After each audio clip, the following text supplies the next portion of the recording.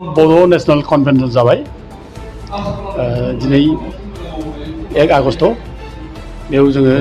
गासिबो बर' हारिनि सानसुमैफोरखौ लिंहरनाय जादों जिबां बर' अर्गानाइजेसन दं लिंहरनाय जादों जों खुनु आफादखौनो बाद दोनाखै दा जोङो इउपिपिएलनिफ्रायबो जों लिंहरदों दा एबसुनिफ्रायबो लिंहरदों अदेबानि बिस्रा माबा मोनसे खारनाव फैनो हायाखै थेवबो जों सिटिखौ हरदों बिथांमोननिफ्राय जोङो माबाफोर लाना फैदों रिसिभ खालामनायनि लेटारखौ लाना फैदों दा बिसोर फैनो हायाखै दा जों दिनैनि बे जे कनभेनसन लिंदों बे कनभेनसन लिंनायनि मोन उद्देश्य जाबाय दा दिनै बर'फोरनि गेजेराव जि खैफोद फैबाय बर'फोरनि गेजेराव जि रोखोम थासारि फैबाय बे थासारिखौ जों बोरैहाय माने मोजां मोनसे परिबेसाव जोङो लाबोफिनलायनानै जों बर' जाथिखौ बोरै दैदेनलांनो दा दिनै बर' जाथिनि भबिष्यतआ दिनैनि दिनाव बिराद खोमसि दा जोङो मोनसे दिनाव मोनसे जों जायनाखि अधिकार दंमोन जोंहा बर'फ्रा जों जायनाखि मोनदोंमोन गोबां जुजिनायनि गेजेरजों दा बेफोर मोनसेना मोनसे थांफिनजोब्बाय दा जों बेखौ बोरै रैखा खालामफिननो दा बयनिबो गेजेराव मोनसे गिलायनाय फैबाय जे जों मा जाबावनो दिनै जोंहा बिटिसि 6 सिडुल मोनदोंमोन बे बिटिसि 6 सिडुलखौ दिनै मोनफा उनाव मोनफा जों लांफिनजोबनानै दिनै 6 सिडुलनि स्ट्राक्चार बे दिनै बायनो नागिरबाय दा बेजों लोगोसे दिनै जोंनि गेजेराव बर'फोरनि गेजेरावबो जायनाखि खौसे जानांगौमोन आफादफ्रा बेबो खौसे नंलिया गुलाय गुजाय जाबाय एना एनि गावजों गाव फोसाबसि जाबाय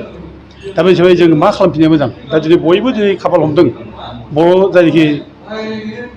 इन्टेलेक्सुवेलफोर बर'नि जायफ्रा सिन्था खालामो बिसोर दिनै बयबो खाफाल हमदों जे बर' जाथिया मा जाबावनो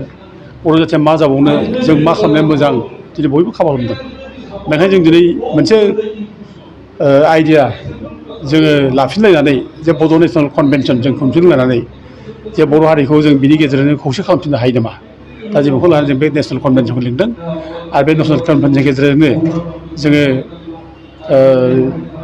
जों जे दिनै मोनफा मोनफा जोंनि अधिकारखौ खोमा लाबाय बेखौ सावरायबाय आरो सावरायनानै जों माबा मोनसे बेबस्था लानो बेखौ जों सावरायदों बे बेबस्थायानो जाहैबाय जोङो दिल्लीयाव इमिडियेटलि थांफिनलायनानै जोङो जे जायनाखि अधिकार जों होदोंमोन बे अधिकार जे गभर्नमेन्टआ सिफायना होबाय बेखौ बुंहैफिनलायनानै जों गोदानै आलादा बड'लेण्ड रायजो जोंनो नांगौ होननानै जों दा बुंनो थांनो नागिरदों दिल्लीयाव बेखौ जों दिनै कन्भेनसनाव सावरायबाय आरो लोगोसे दिल्लीयाव जोङो 8 थारिखआव धरना हैगोन बड'लेण्ड रायजोनिनो बेखौ जों सावरायबाय दा जोङो दिल्लीयाव थांनो थाखाय जों गासिबो आफादखौ जों लिंनाय जादों बर'नि जेसेबां आफाद दं बेखौ लिंनाय जादों दा गोबाङानो थांनो खोथा होबाय दा जों थांलायसिगोन बे 4-5 माने दिनै हयथ' सोरबा सोरबा बुंना दों जे 2020आवसो माने बड' एकर्ड जाबाय बिटिआर दानो मा बड'लेण्ड बिफिननो नागिरखो दा अबयसे बेखौ बुंग्रा मानसिफ्रा दा जायफ्रानोखि बिटिआर सुक्ति खालामना फैबाय बे बाथ्राखौ बुंनो नागिरो खिन्थु रायजो राजाफ्रा दिनै लुबैदों आरोखि बे बड'लेण्डखौ बिफिननांसिगोन बेखौ बुंना दों दा बिटिआर सुक्तिनि गेजेरजों बर'फ्रा गोजोननाय गैया बिटिआर सुक्तिनि गेजेरजों बर'फ्रा जेबो मोनाखै बरंस' बिटिआर सुक्तिनि गेजेरजों जेरैहाय जेरै खमथा दंमोन बिटिसि पावार बे पावारखौ जों मोनफा मोनफा लांफिनजोबदों दा जों बेखौ नुदों दा बिटिआर सुक्तिजों जों मा मोनदों जेबो गैया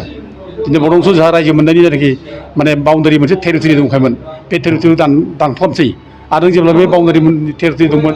बिटिसिनि बे टेरिटरिखौ दानख्लाबब्ला नों इयुनाव जे बड'लेण्ड रायजो मोनगोन नों मोननाय नंलिया बे मोनसे ओमफ्राय बिनि बादैबो गोबां जोंहा माने माबा दंमोन दा बिटिसिनि पावारफोर बे पावार लांफिनजोब्बाय जोबलांजोब्बाय दा गथिखे जोङो उफाय गैया मा उफाय दं जोंहालाय जों अल्टारनेटिभ जोंहा जुदि बड'लेण्ड रायजो बिफिनाबा जों उफाय गैया आरो जों बे टाइमखौ जों ओरै हगारबाय थानो हाया माने जेसेबां टाइम थांबाय थागोन नोंहा नों इसेबां दिन माने जोंखौ गाज्रि खामानि मावनानै जोंनि अधिकारखौ माने फोजोबलांबाय थागोन दा गथिखे जों जोंनि अधिकारखौ मानो फोजोबनो होबाय थानो जोङो जुदि सेपारेट स्टेटनि आवासखौ जुदि होयोब्ला गभर्नमेन्टआ बायद' जागोन